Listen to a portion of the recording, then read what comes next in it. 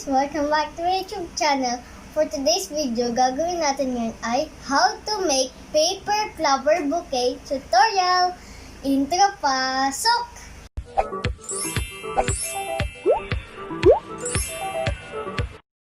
Ito ang mga kailangan natin. Colored paper, bond paper, scissors, glue, at pabango. To start!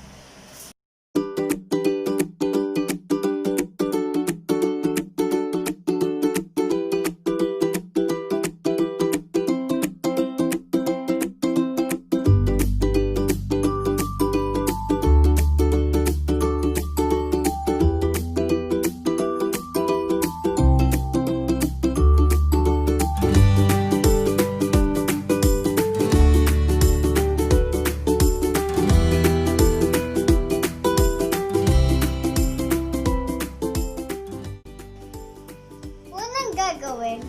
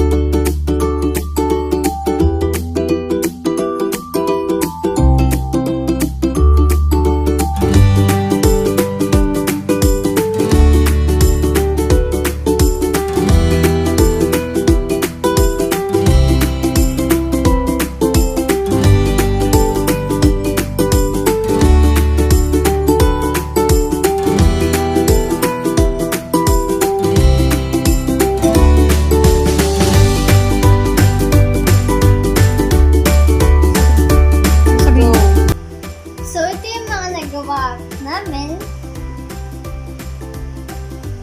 meron yellow, purple, green, pink, at yung cone.